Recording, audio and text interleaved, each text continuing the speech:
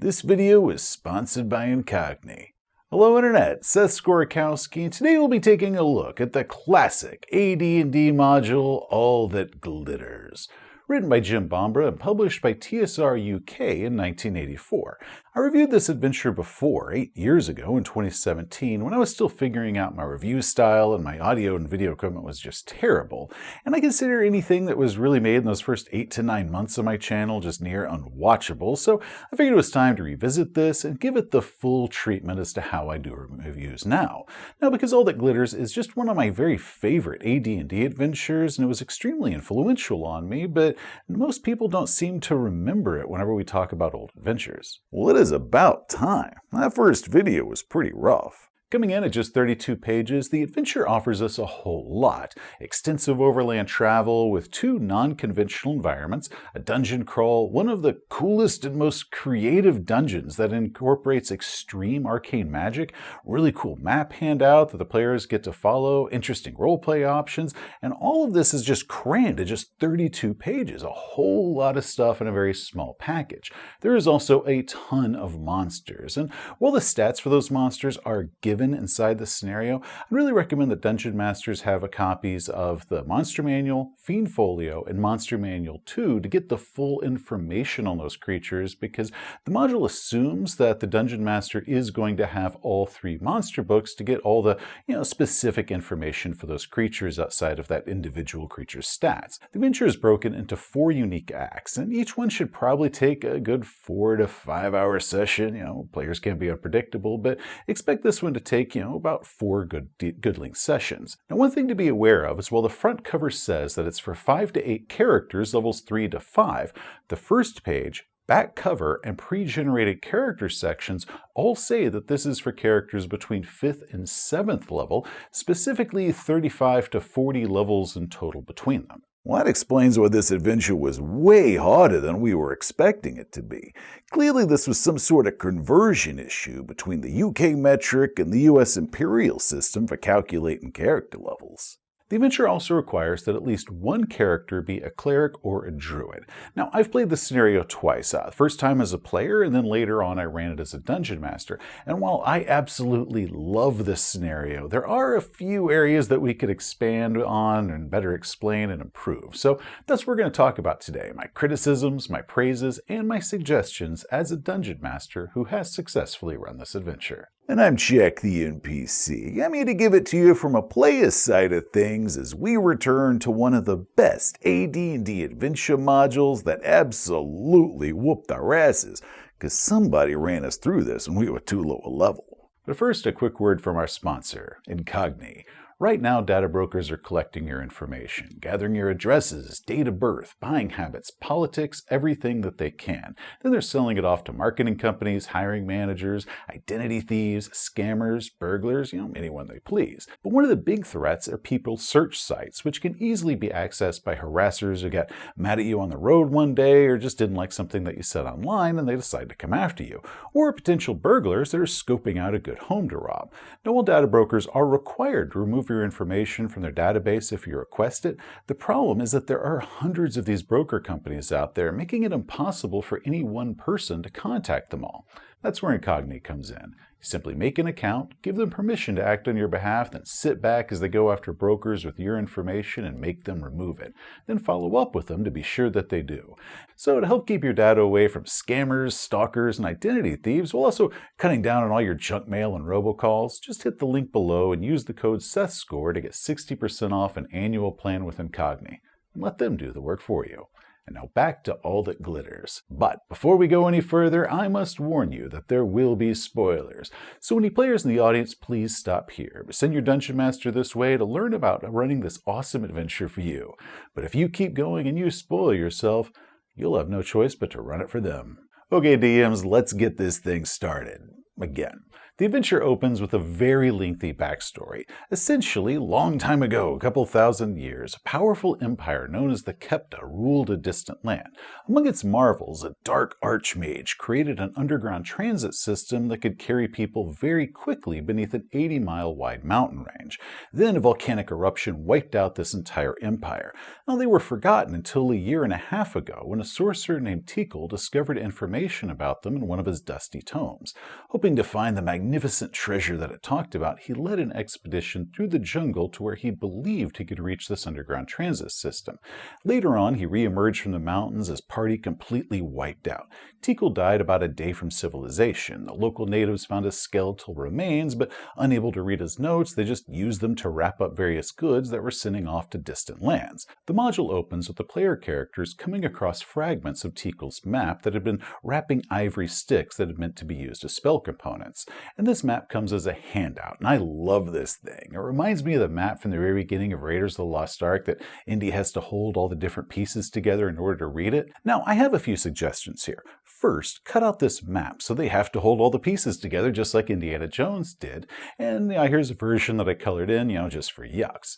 Next, instead of the PCs finding the pieces of this map in their Amazon package and then just heading off after this treasure not knowing anything about it, you could have Tikal's name appear on the back of it. Maybe even some notes and the names of the other members of the expedition. Perhaps the player characters, they can look him up and research him. Or maybe they're familiar with Tikal and his party and they'd heard about this expedition a year before and nobody had heard anything since. And all of a sudden these little pieces of his map and notes start popping up inside these various packages going out. Maybe the player characters were friends with old Tikal, or better yet, maybe it was like the beginning of Raiders of the Lost Ark, where they considered Tikal a competitor who was good. Very, very good. In this map, this points out to where Tikal cashed in. Or maybe the player characters are hired by a patron who found this map. Maybe this patron knows some about Tikal and the party of adventurers that Tikal had assembled. Or maybe this patron even helped finance that first expedition, and this is now the first word that they've even heard about it since. Or one of the expedition team was a close friend or a relative, like the patron's child. So now they want to hire the player characters to either rescue their child or maybe just recover their remains if their child is dead. Okay, so you're willing to give us a treasure map to not only prove that we're better adventurers than our old rival Tikal was, but also we get to keep all that wonderful treasure at the end that it's promising, and all that you're asking for in return for all of this is that you get one share of the loot and that we bring back your son who went missing on that first expedition. Oh, no problem at all, boss. You got yourself a deal. We will bring back your son dead or alive. Hold on, Junior, we're coming to save you. That way, the player characters come in already knowing a little bit about this lost empire, but also of the people who evidently failed in plundering its riches a year and a half before. And that little bit of knowledge and whose map it was and what Tikal knew before he left for this expedition, that can really help in motivating your players, enticing them to find this lost treasure because now they know just a little bit more about what it's about, but they don't know so much that it's spoiling them. The first portion is the Indicara jungle. Following the map to Port Elizabeth and then to the Ket's Rapids trading post, again, maybe have them learn a little bit about this expedition that came through a year and a half ago if the player characters ask around. Each hex on this map represents 5 miles, so this is going to take them several days of cutting through the jungle. And we got a good list of random encounters that we might face along the way, including warriors from the dreaded Atom tribe. Additionally, there is a chance of getting a disease or parasitic infection every week. Dungeon Masters should really paint a picture for how miserable this jungle is, especially for characters that aren't outfitted for this sort of environment. It is hot, it is humid, there's mosquitoes and leeches and all your leather boots and all your equipment and stuff like that just swells up and becomes difficult to move. And every night you gotta be scraping rust off your swords and armor. This place is freaking miserable. It ain't nothing at all like a walk through a temperate forest back home. Now, because this region was once home to an advanced civilization, I suggest that once we enter the region that's now the Atom territory, you sprinkle in a few artifacts that old civilization. Maybe crumbling buildings with a single standing column, or a fallen statue that's all covered in vines, or a section of paved road that then just disappears into an old lava flow. Eventually, the adventurers should come across a jeweled dagger left in a tree. Now, this activates a magic mouth further on, telling them how they might find a secret door into the mountain. But this is the only time that magic mouth gag is used and that dagger activates any magic mouth. So I say that Dungeon Masters add a little bit more throughout this and the next part of the module. Little notes and messages that Tikal left behind for his apprentice or any later expedition that might come along after him. Even little stories that pop up, like, this is where Bob was eaten by giant leeches, little things like that. Also, go ahead and put a note somewhere, either as one of those magic mouth spells or just scratched into the back of the map somewhere, how Tikal was upset to discover that the city had been buried in lava, but he was planning on going up to one of these maintenance stations that was supposed to be a few miles up into the mountains. That way he could get to that big underground transit system. That way the player characters, and more importantly the players, could find out a little bit of the history of this place and what's going on, as well as what happened to that failed expedition. Because otherwise, there ain't no way that they're going to learn any of that information. Heading through the secret door, the player characters follow a tunnel and stairs leading upwards. Mention how the work here is clearly beyond the ability of the Atom natives. Maybe the wall should be really smooth and perfectly cut, and any dwarves in the party might be able to look at this and mention, like, damn, that's some really good stonework for humans. Beyond the passage, we get to the Atom village, which is built behind this huge dam. Again, highlight how these natives are still lashing things together with, sticks and ropes made out of vine, and this dam is just this masterpiece of engineering with these perfectly cut basalt blocks, something that's far beyond their technical ability to do. Now it's here that we find some of Tikal's expedition, and if the player characters make too much noise or they dally around too long, it can bring 100 Atom warriors down on their heads, or after their heads more like. Because the Atom are living in the remains of the Kepta Empire, it might be interesting if Dungeon Masters tell their players how this tribe of people looks nothing at all like the other tribes that are living in the jungle, because, this tribe, they descended from a group of people that passed an impassable mountain range, and, they didn't evolve at all in a jungle environment, therefore they look completely different than everybody else. After crossing a bog and fighting a hydra, the PCs will encounter a fire giant.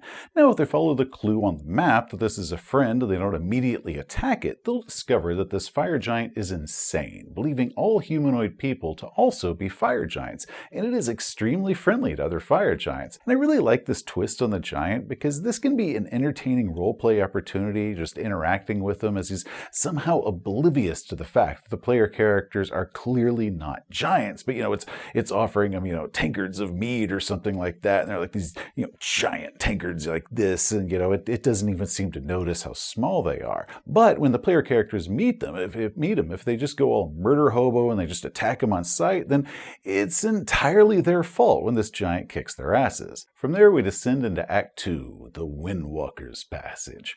Okay, so long ago an archmage constructed this passage that stretched 80 miles beneath a normally impassable mountain range, and then using arcane circles bound 4 earth elementals, 2 on each end. Now these elementals created powerful distance distortion effects, making this journey much shorter than it should normally be. These huge magical grates made of these interlocking pentagrams blocked the passage every 10 miles. With special wards and lesser summoning circles, they were able to have these invisible stalkers that are bound to these 10-mile sections, protecting and maintaining the passage. Elemental winds blow up each tunnel, one going east and the other tunnel going west. At each end is a terminal gate, looking kind of like a glass steel ring before a big black stone disc. Now, if a player character or somebody stands before it and you touch a bowl of holy water on one side and a magical flame on the other, the person is transformed into gas and just whisked down this passage all the way to the opposite end. And it's through this high-speed transit system that the Kepta Empire was able to thrive on both sides of this mountain range. Now, I personally love this thing. It is just so freaking cool to me. I love the description of flying down the passage and coming out of these grates that are blocking the path, and as the characters, bracing themselves for impact, their body just blasts apart in a mist and reforms on the other side, and just in time to hit the next grate, then the next, and finally just popping out on the other side. So, because the city was destroyed by a volcano, the entrance has been sealed by lava. So the player characters enter at one of the maintenance stations that's 5 miles down the passage. Now, the PCs have no idea how this transit transit system even works, and that part of it is malfunctioning right now due to one of the elementals escaping and another one of the elementals being insane, but it's the PC's job to figure all this stuff out. Now, for reasons that are never explained, a bloody pentagram has been inscribed in one of the summoning rooms, and now this place is absolutely crawling with devils. I mean, lots of devils and other infernal creatures are all over the place down here, and it never says why they're even here in the first place. So my suggestion is just to explain where all these devils and everything came from.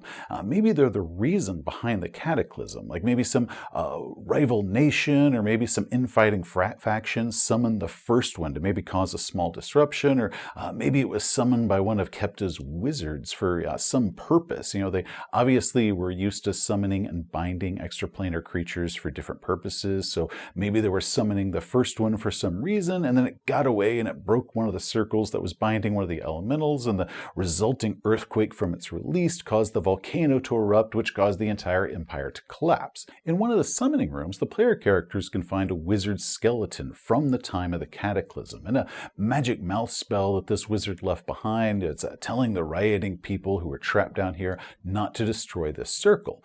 But instead of doing that, you could have it be where this wizard is actually making a final report to any of the other Kepta wizards who managed to get down here later on once order had been restored.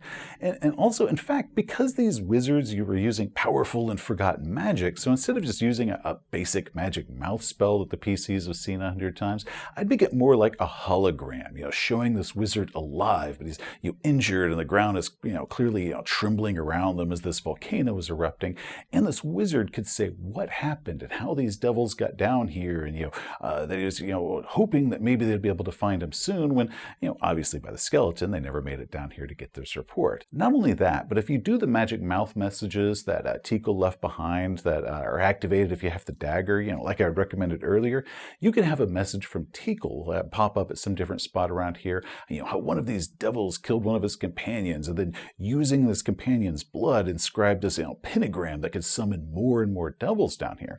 And this would explain the fresh and bloody pentagram that the player characters find near the end portion. My big suggestion here has to do with the Windwalker Passage itself. The adventure says that when the player characters go through the passage, if both elementals are there, it only takes them 2 hours to do the whole journey, but to them it only feels like a couple minutes. Then, if they're taking the passage where one of the elementals has been released, one of both, it can take 3 or 4 hours to do that journey, but once again, it only feels like a couple minutes to them, so who really cares? I mean, there ain't no sun up down here, and we ain't wearing wristwatches or nothing like that, so how are we even going to know that much time has passed? So I suggest that Dungeon Masters add some sort of effect if the Windwalker Passage has been compromised. So maybe if they go through it, they feel every single moment of that 3 or 4 hours that journey takes. That way they know that this is not working right. Not only that, maybe you could add some sort of mechanical effect to that to reflect how this passage and system is just a little bit janky and is a little bit broken. So maybe they lose 1/4 of their total hit points once they arrive. Or maybe they have to make a saving throw or get violently ill as their body is reforming and it didn't quite reform right. Or if you're using one of the newer editions of D&D, maybe they pop out of there and they've got the exhausted condition or something like that. Something that just shows the players that these passages are a little bit busted. Now, once they make it out, the player characters emerge into Act 3, the Ashmire. Okay, so during this cataclysm long ago, the land west of the mountains was buried under volcanic ash, transforming it into this huge desert. Dungeon Masters should really drive home how this place is freaking awful, because this isn't sand, this is ash, meaning that it is getting all up in their hair and their clothes and dyeing their skin black because it's volcanic ash, right? And because it's black, it's getting super duper hot during the direct sunlight. The swirling clouds of it, they absolutely murder your visibility. And if you breathe this stuff in, it can cause physical damage to you. Not only that, because this place is so hot, you gotta be doubling your water intake or you're gonna start suffering different consequences. On the bright side, ain't no mosquitoes. A stone shelf skirts the mountains, meaning the ash around the mountains isn't too deep, but moving out deeper into the desert, you sink up to your knees, which really slows your movement down.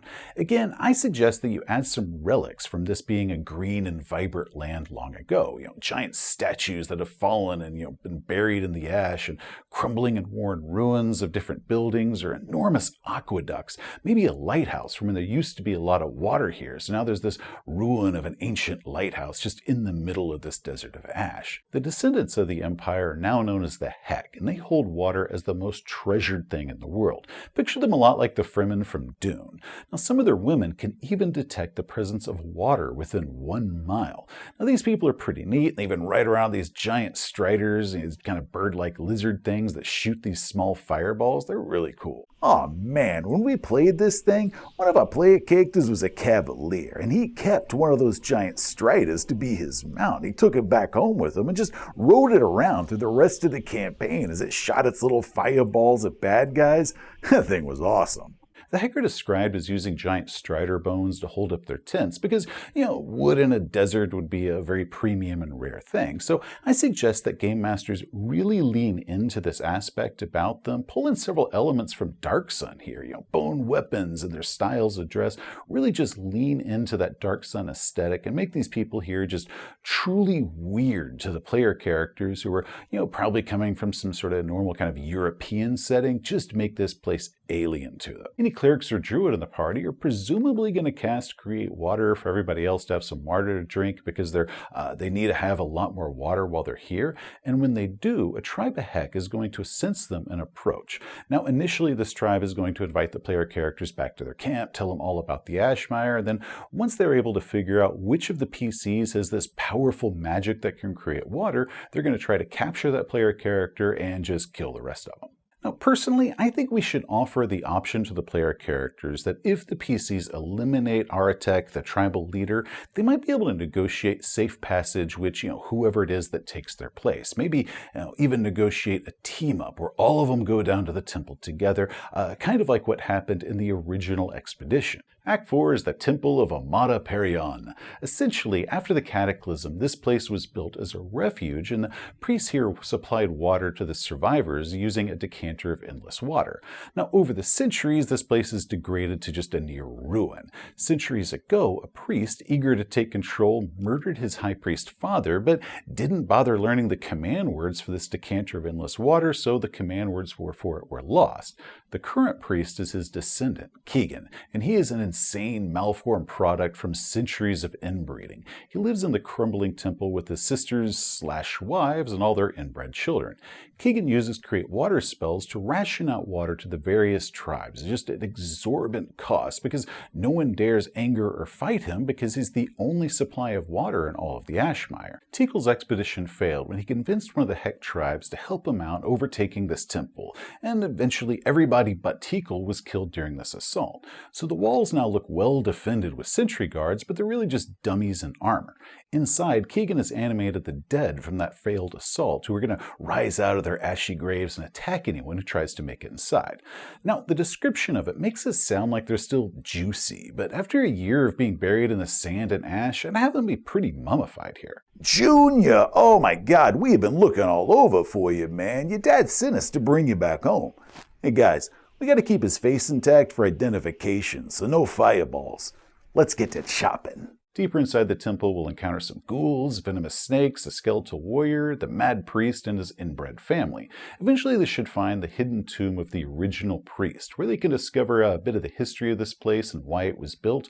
They'll also find a bug-eaten scroll with the command words to activate the decanter of endless water, but all of one of the command words was destroyed, meaning that they can activate it to summon 1 gallon around, but that's it. Even once they turn it on, they don't even have the command word to turn it back off again. The final encounter happens after the player characters leave the temple, all loaded down with all the loot that they got out of there.